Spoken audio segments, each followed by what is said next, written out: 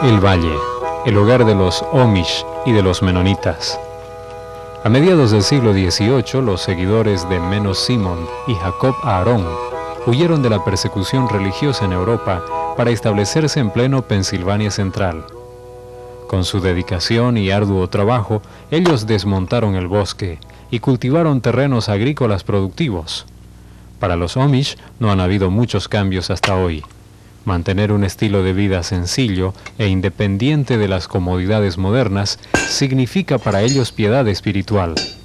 En cambio, no todos los miembros del Valle conservaron esa forma de vida. Algunos escogieron una vida diferente. Para algunos esa nueva vida ha sido buena. Hola, me llamo Juan Cross. Soy coordinador internacional de un programa misionero a corto plazo llamado Destino Summit. Summit, como lo llamamos, es parte de la misión Nuevas Tribus. Dicha organización trabaja casi exclusivamente con la gente indígena en todo el mundo. Ahora me dices, ¿qué haces allí en Pensilvania? Bueno, quisiera hablarte de un programa llamado Interface, pero antes de esto quiero explicar algo del trasfondo. Quiero contarte una historia que comienza aquí mismo, en este valle. Uno de los hijos de este valle se llama Marcos Zook. Su familia vive aquí desde hace 10 generaciones. Un día, Marcos y su esposa Gloria, después de escuchar un mensaje, decidieron ser misioneros y se presentaron para una entrevista con una organización misionera. Yo tenía 30 años con solo un bachillerato secundario cuando nos presentamos. Esa organización me dijo que iba a tardar 4 años en adquirir alguna licenciatura bíblica y para entonces, según ellos, yo iba a ser muy viejo y anticuado para aprender algún idioma. Ciertas personas pensaron que no era prudente llevar nuestros niños a un clima tropical con mis problemas de salud. Me dijeron, deja a esa gente como está contenta. Desalentados, pero no derrotados, Marcos y Gloria finalmente pudieron prepararse con un entrenamiento especializado para la evangelización de tribus a cargo de la misión Nuevas Tribus. Su asamblea les lanzó a la obra. Te envío a trabajar sin recompensa, a servir sin pago, sin ser amado, no apreciado, desconocido, para llevar reproches y sufrir desprecio y burla. Te envío a trabajar sacrificadamente para mí y solo para mí.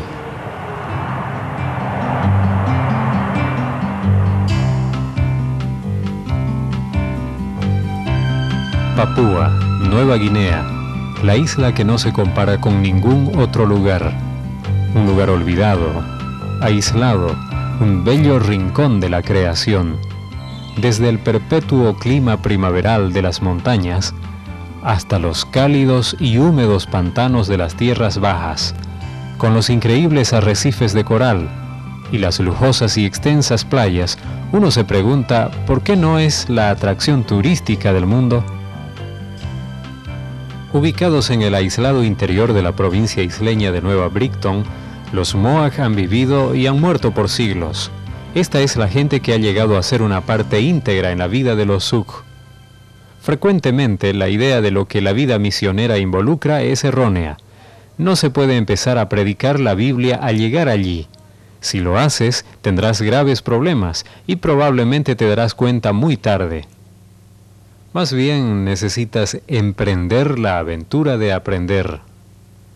Hay que aprender cómo piensa esta gente, cómo habla, qué les motiva. Ahora dime, ¿dónde vas a empezar? ¿Qué harás el primer día, el segundo día, el tercer día? ¿Qué estás haciendo? ¿Me quieres mostrar tu onda? Cuando empiezas a vivir con la tribu, las cosas más obvias son las que aprendes primero. Dónde viven, qué comen, cómo lo preparan y, por supuesto, de dónde consiguen el alimento. A los Mohawk les gusta comer chancho del monte que ellos atrapan con redes colocadas en la selva. El día de la caza todos se levantan bien temprano y todos tienen que participar.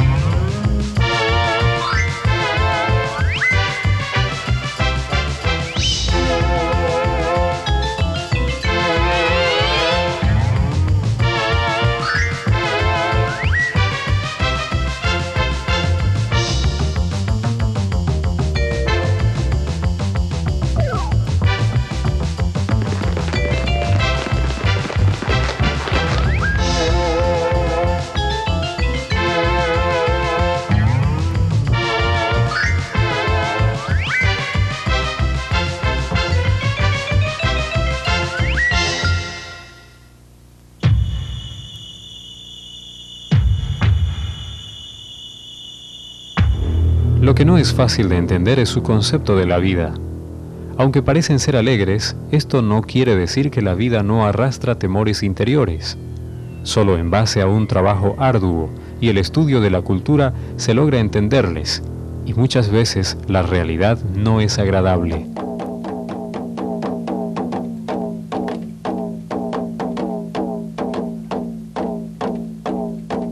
Mientras estudiamos su manera de vivir y pensar, una de las cosas sobresalientes era el constante temor y engaño que dominaba a la gente. Por ejemplo, vivían sujetos al temor de los antepasados. Los hombres se disfrazaban con una máscara y bailaban por el pueblo. Ellos creían que el espíritu de uno de sus antepasados había vuelto.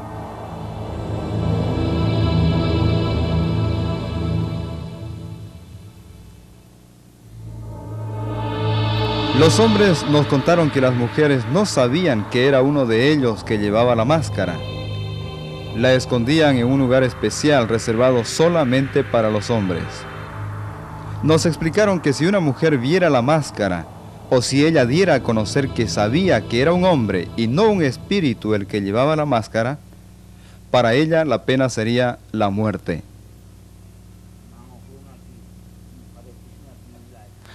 Cuando yo era niño, mi mamá vio la máscara donde estaba guardada. Según la costumbre, mi poderoso padre pidió a mi madre que muriera cuando él hubiera muerto. Cuando mi padre murió, la máscara fue mostrada a mi madre. Sus dos hermanos la llevaron al monte. No querían, pero tenían que hacerlo. Así nos obligaban nuestras creencias. Le pusieron una soga hecha de la corteza de un árbol alrededor de su cuello. Yo era niño, pero me acuerdo muy bien. Mi mamá era joven, yo la amaba. Mi madre murió porque ella vio la máscara cuando no era usada. Vivíamos atemorizados. Corre el tiempo, día y noche, y ellos no se dan cuenta. Niños lloran, viven y mueren, y no tienen esperanza. Tanta gente que solo existen nada más. ¿Realmente estamos sintiendo los llantos y temores de la incertidumbre?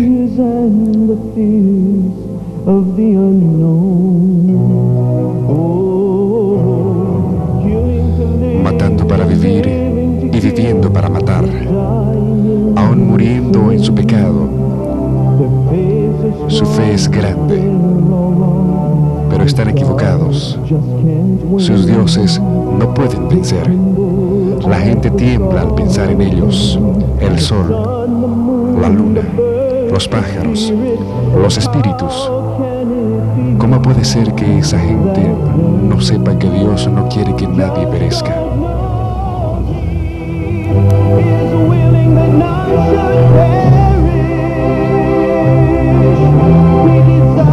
Él desea que cada uno llegue a ser suyo.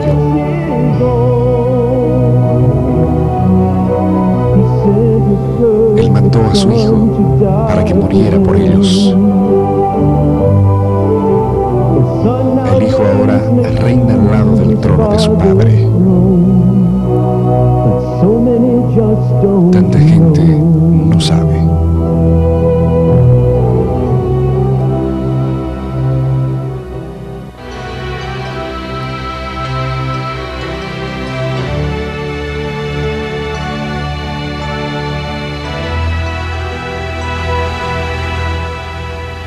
Sin embargo, llega el día cuando entiendes lo suficiente de su idioma y su manera de pensar para poder explicarles la palabra de Dios. Ahora dime, ¿dónde vas a empezar? La Biblia es un libro grande y ninguno de los Mohawk anteriormente tenía el menor conocimiento de la palabra de Dios.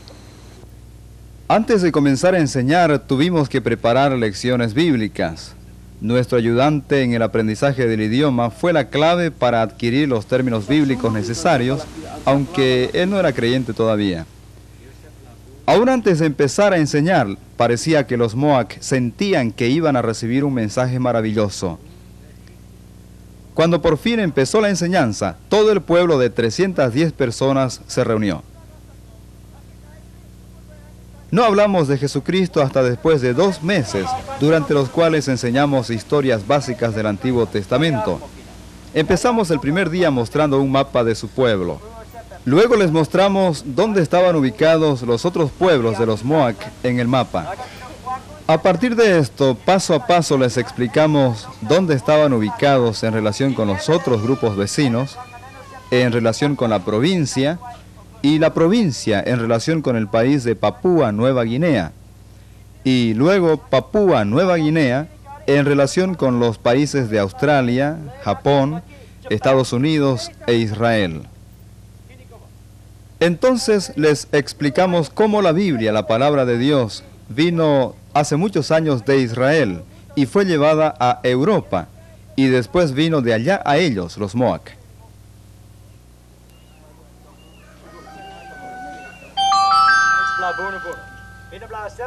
En la segunda lección hablamos de cómo diferentes grupos creen que aparecieron en la tierra. Los Mohawk creen que ellos fueron creados por dos pájaros distintos. Cuando les contamos que hay gente en nuestro país que cree que evolucionaron del mono, ellos dijeron, son estúpidos. Les preguntamos de todas estas creencias, ¿cuál es la correcta? Ellos respondieron, no sabemos. Enseguida les dijimos, es por esto que Dios dio su palabra escrita y ella nunca cambia. Empezando con Dios, les explicamos cómo Él es, sus atributos. Enseguida les contamos acerca de Satanás y sus ángeles caídos. Los Mohawk estaban de acuerdo con que el infierno fuese el lugar indicado para Satanás y que Dios ha sido justo al prepararlo para él y los demonios. A continuación les enseñamos sobre la creación, Adán y Eva, y cómo el hombre escogió pecar. Explicamos que Dios prometió un Salvador, quien un día vendría para librarnos del pecado. Otras historias del Antiguo Testamento siguieron, en las cuales enfatizamos la grandeza y la gracia de Dios, la perdición del hombre en pecado sin poder salvarse a sí mismo, y la provisión divina de sacrificios con sangre a través de la muerte de un cordero. Frecuentemente usamos dramas para ayudarles a entender la enseñanza. Cuando les contamos cómo Dios mandó a Abraham a sacrificar a Isaac, se presentó un dilema. Evidentemente, Abraham teme a Dios, así que lo obedecería. Sin embargo, la promesa era que a través de Isaac vendría el Salvador del mundo. Yo sabía que de alguna manera Abraham obedecería, pero Dios salvaría la vida de Isaac, quizás con un cordero como sustituto. Antes de terminar la historia, 4 hombres individualmente sugirieron que Abraham obedecería, pero Dios de alguna manera intervendría y salvaría la vida de Isaac, proveyendo un cordero. Se despertó entre ellos una reverencia sincera hacia Dios, y tuvieron el temor todos los días de que Dios en su justicia los iba a destruir por su pecado. Ellos dijeron, somos iguales a la gente de Sodoma y Gomorra.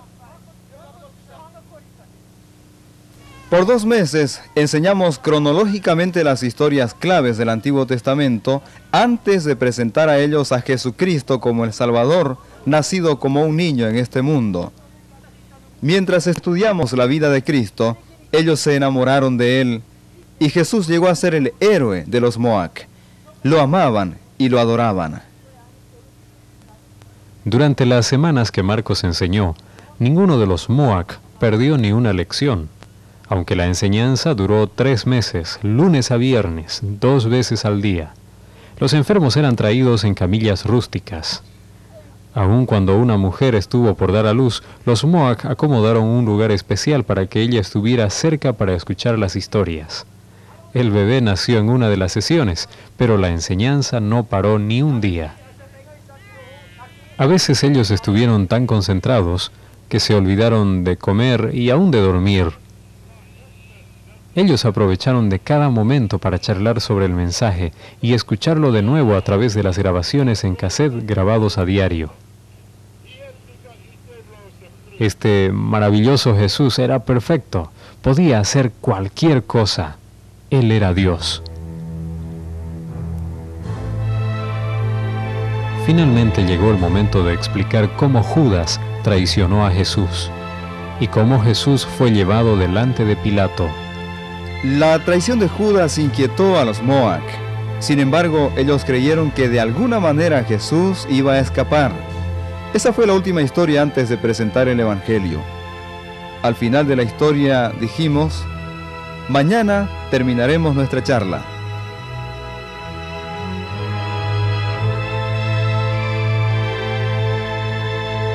Antes del amanecer del día siguiente, toda la gente se reunió. Les conté la historia de Jesús cuando se presentó delante de Pilato. Estaban muy serios. Durante la dramatización, cuando vieron que los hombres escupían a Jesús y lo azotaban y finalmente lo crucificaban, se conmovieron y se turbaron. No podían creer lo que habían visto.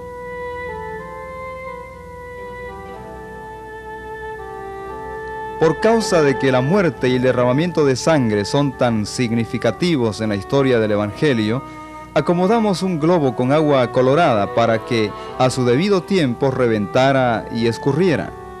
Cuando vieron la sangre, entonces la historia llegó a cobrar vida y empezaron a entender el significado de la muerte de Cristo. Nuestra explicación y presentación de la resurrección de Jesús fue sencilla pero poderosa para ellos. El Salvador vive.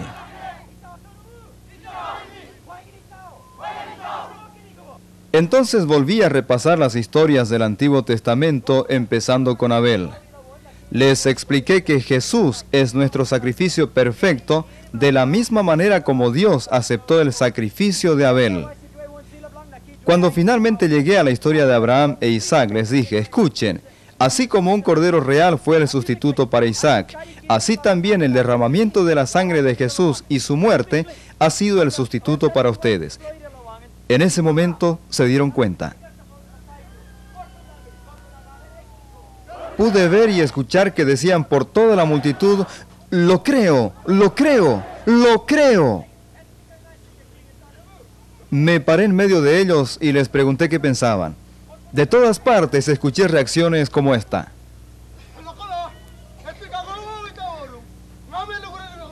Me doy cuenta que nací en pecado. Creo que Jesús pagó por mis pecados y que murió por mí. Él llevó mis pecados. He vivido con temor, procurando apaciguar a los espíritus porque no conocía otra manera de librarme de mis pecados. Pero Dios en su gracia te mandó a ti. He escuchado y he creído que la muerte y sangre de Cristo es el precio por mis pecados. Lo creo y Dios me ha perdonado. En ese día, casi todo el pueblo expresó que creyó y confió en nuestro Señor Jesucristo. Había un tremendo sentido de alivio. Generalmente los Moac son gente tímida, pero cuando el Evangelio penetró sus corazones y los nuevos creyentes sintieron la liberación de sus pecados, espontáneamente manifestaron su alegría. Vea esto con atención.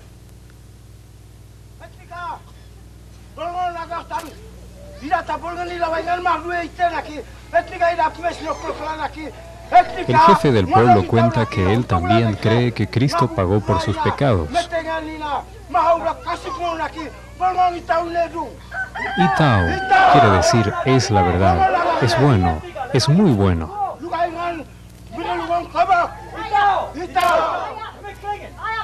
Una abuelita se regocija en que el jefe cree. Ella también cree. Distintas personas dan testimonio que creen que Cristo llevó sus pecados.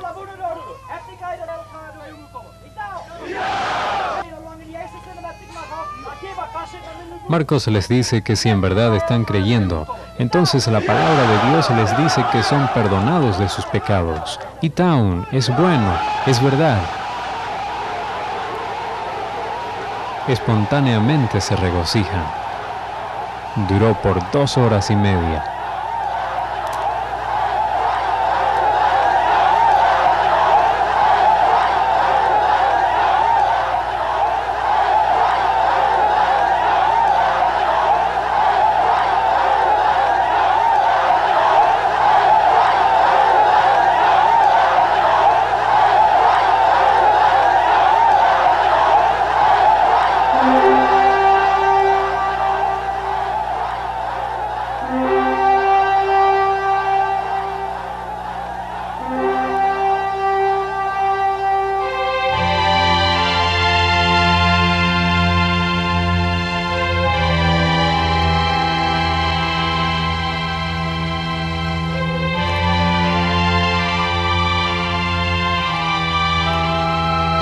Señor Suk, hemos considerado su deseo de servir con los otros, pero lo sentimos porque no creemos que usted pueda ser un misionero. Pronto será demasiado viejo y anticuado. Gloria, no te martirices, toma en cuenta tu salud, tienes que pensar en tus hijos. Marcos y Gloria, les apoyaremos, oraremos por ustedes, les ayudaremos con nuestras ofrendas. Vayan en el nombre del Señor.